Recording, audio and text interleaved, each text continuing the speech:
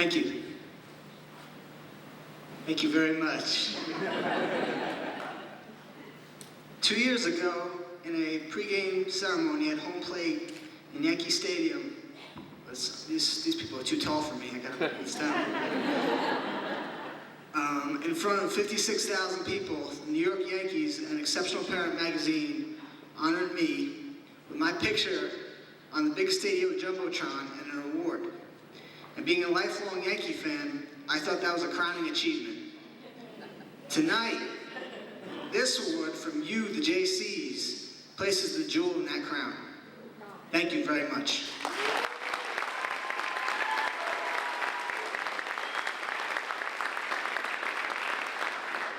When I first learned of the possibility of this award, and then its history, and the past recipients surrounding this honor, I was in awe, and sat thinking just being nominated is wonderful.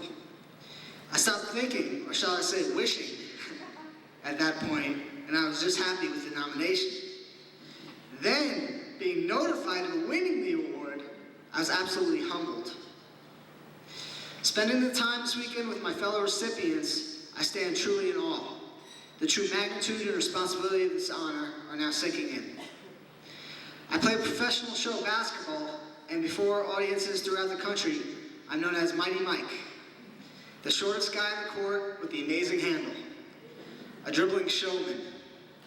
Tonight, I feel less like Mighty Mike, more like Humble Mike. I wish to sincerely thank the United States JCs for honoring me with the 2009 TOYA Award. Your confidence in me will never go without my working towards the TOYA's mission. I'd also like to give heartfelt thanks to Krista Osterling and the Connecticut JCs for your support and friendship.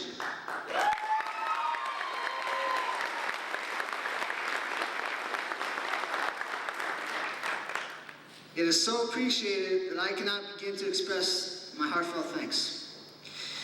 My mom and dad, who came with me from New Jersey, you guys are the best.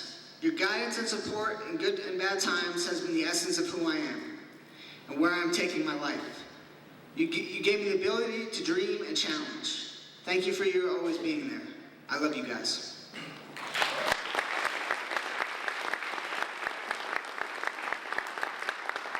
There are so many more family, friends, and people not here that time does not be permitted to name them, but to each, thank you for being and playing a part of my life. And most importantly, to all the parents and kids throughout the country with whom I visit and work with, you are a big part of this award and its honor. Your courage and grace bless me each day. Epilepsy visited me at the age of 2, and my family discovered epilepsy. That finding changed my life forever. You're faced with challenges, restrictions, testings, and continual doctor visits. For a kid, that is hard, demanding, and most of the time unfair.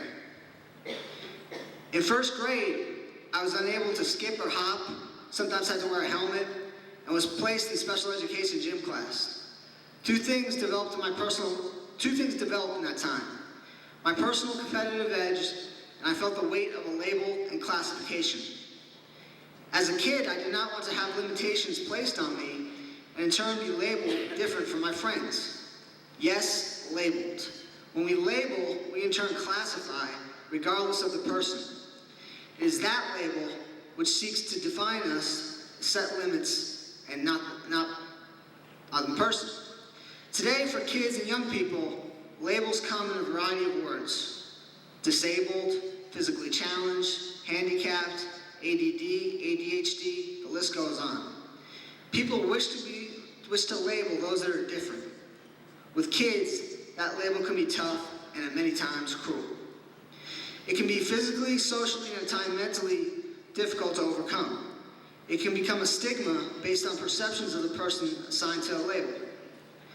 The essence of what I stress in my work with young people is quite simple. Limits don't define you, you define your limits. You know, kids get it, even long before grown-ups do.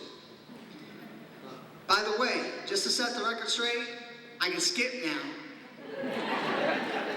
Pretty well, I might add, and have performed basketball professionally, doing tricks.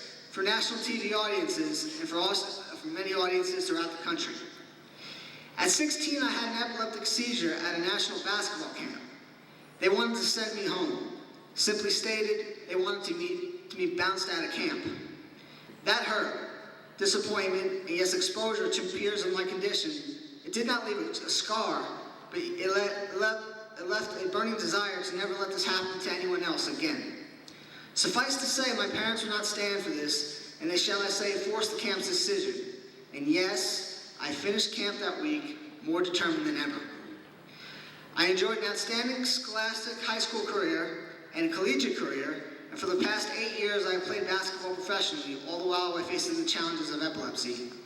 In 2005, the Bounce Out the Stigma Project, I founded the Bounce Out the Stigma Project, a non-profit foundation.